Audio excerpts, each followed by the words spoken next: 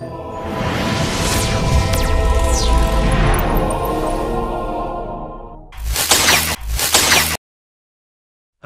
1446 Hijriah.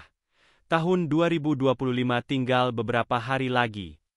Menghadapi Ramadan nanti, pemerintah telah mempersiapkan serta membahas pemberian tunjangan Hari Raya THR bagi ASN dan aparatur sipil lainnya di tahun 2025. Pemerintah melalui Menteri Keuangan Sri Mulyani telah menyampaikan jika anggaran gaji THR dan gaji ke-13 sudah ada dalam APBN 2024.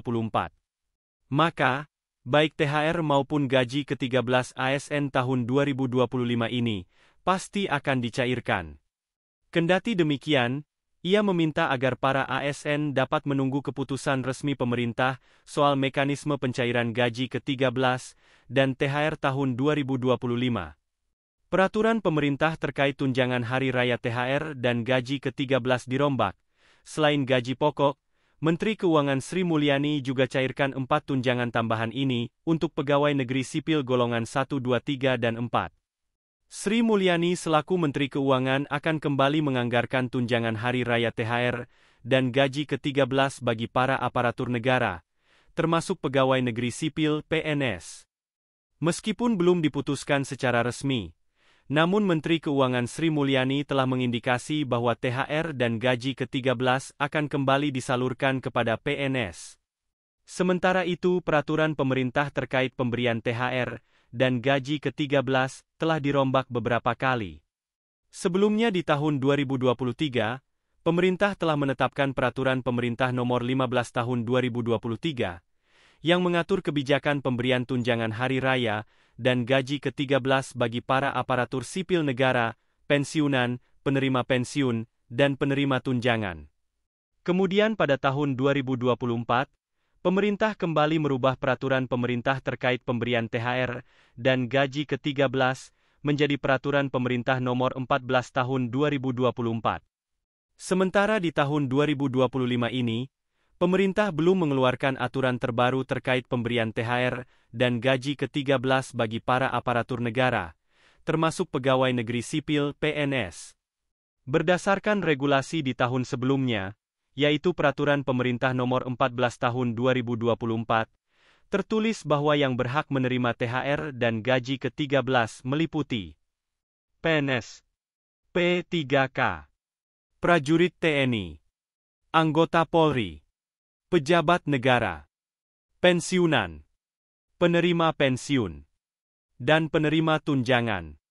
Khusus untuk pegawai negeri sipil, besaran THR dan gaji ke-13 akan diberikan sesuai dengan golongan yang diterima, yaitu golongan 1, 2, 3, dan 4.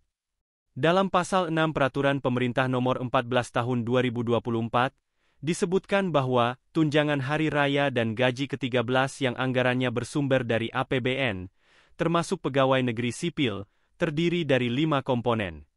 Selain gaji pokok, para pegawai negeri sipil akan menerima 4 tunjangan tambahan, yaitu berupa tunjangan keluarga, tunjangan pangan, tunjangan jabatan atau tunjangan umum, serta tunjangan kinerja.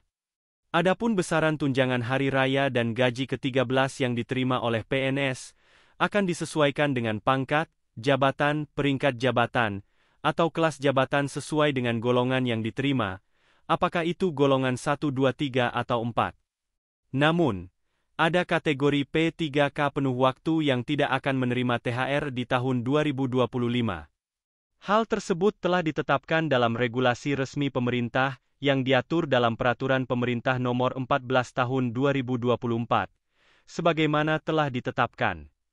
Berikut kategori yang tidak bisa menerima komponen tunjangan Hari Raya di tahun 2025.